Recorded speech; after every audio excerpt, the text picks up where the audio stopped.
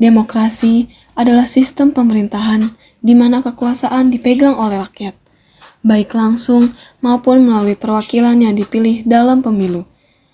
Hubungan antara pemilu dan demokrasi sangatlah erat, karena pemilu merupakan sarana utama di mana rakyat dapat menjalankan hak suaranya dan mempengaruhi proses pengambilan keputusan politik. Melalui pemilu, rakyat dapat memilih wakil-wakil mereka yang akan bertindak atas nama mereka dalam pembuatan keputusan politik. Ini memastikan bahwa kekuasaan politik tidak terkonsentrasi di tangan segelintir orang, melainkan tersebar di antara perwakilan yang dipilih secara demokratis. Di sebuah taman, terlihat Danar yang duduk sendiri. Rehan yang melihat hal tersebut langsung menghampiri Danar yang terlihat sedang membaca sesuatu di handphone. Nar, jangan aja lo. Iya nih Han, gue lagi baca tentang demokrasi nih. Demokrasi apa tuh? Ini tentang demokrasi evaluasinya Presiden Joko Widodo.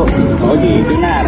Iya gini Han, tapi ngomongin demokrasi nih, contoh-contoh penerapannya ada nggak ya? Ada dong, ya kayak pemilihan gubernur, pemilihan presiden, pemilihan sosis, lebih lagi dah, Nar. Terus Bersamanya nih, penjelasannya.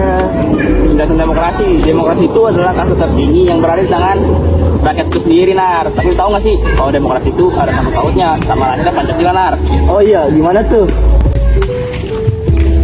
Pak, Nar, lu udah ngapain nih? Ini kita lagi ngebahas hubungan antara demokrasi dan Pancasila, Pak. Asik tuh, gue nyambung ya. Udah lanjutin deh. Iya.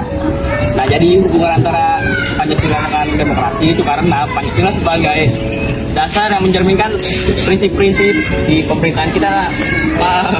Ada keterkaitannya tuh sama BPUPKI juga. Dari cerita dah.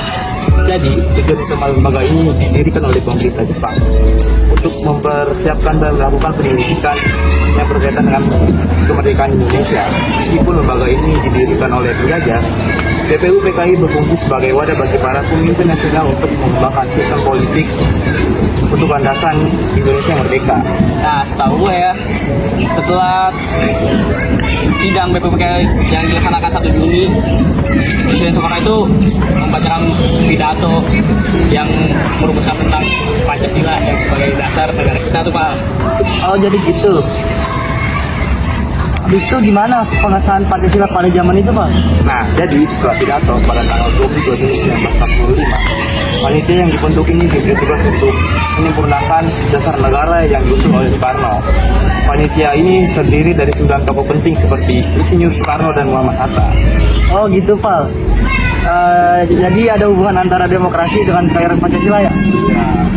Di lain waktu, pemilihan ketua OSIS SMA Negeri Mulia sudah semakin dekat. Dharma tak sengaja melihat Sultan duduk sendirian di lorong kelas dan sedang terlihat serius memandangi layar handphonenya. Dharma pun menghampiri Sultan.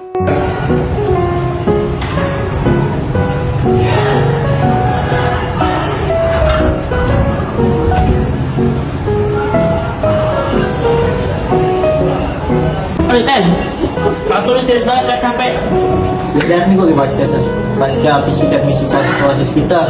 Kan bentar lagi ada pemilihan OSIS tuh, gue bingung nih. Bingung apa tuh? Gue bingung milih siapa. Dan gue harus pilih salah satu calon ketua OSIS yang baik dan bagus menurut gue.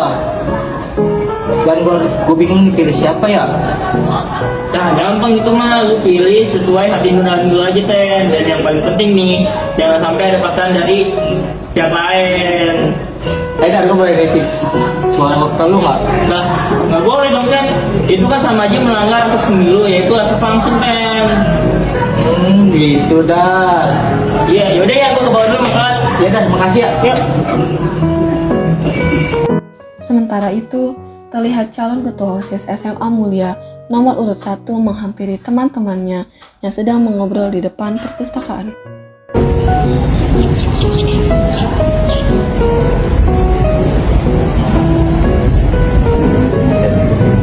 Weh guys, lagi main lagi diskusi tugas kita. Ingat ya besok tuh hari pemilihan. Ingat dong. Nah, jangan lupa pilih gue ya.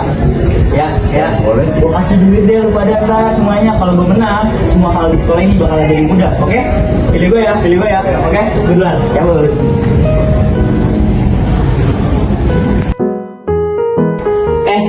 Dia kayak maksa kita buat milih dia gak sih? Iya, mana dia mau kasih kita uang, nyuap gak sih itu? Iya tuh harusnya nggak boleh kayak gitu karena sifat yang barusan dia lakuin itu kan sesuai sama studi yang menurut dia, terus juga dia udah melanggar apa-apa tersebut. Asas bebas itu artinya apa? As bebas itu artinya setiap warga negara berhak untuk menentukan pilihan masing-masing tanpa ada paksaan dari pihak manapun. Oh, terus kalau misalnya asas jujur itu apa? As jujur itu semua pihak yang terlibat baik itu calon kandidat, panitia atau pemilihnya harus bersifat jujur dan transparan. Oh begitu, makasih ya. Kita jadi menambah ilmu. Iya nih, jadi tahu lebih kan kita ya. Makasih ya, Nok. Drama ini mengajarkan kita untuk terus belajar sebagai pemilih pemula dalam demokrasi. Karena pemilih pemula memiliki peran penting dalam proses demokrasi negara ini. Mereka adalah generasi baru yang mulai terlibat dalam sistem politik dengan hak pilih yang baru mereka dapatkan. Partisipasi mereka dapat mempengaruhi hasil pemilu dan menentukan masa depan bangsa dan negara. Oleh karena itu, penting bagi pemilih pemula untuk memahami nilai-nilai demokrasi dan menggunakan hak pilih mereka dengan bijak.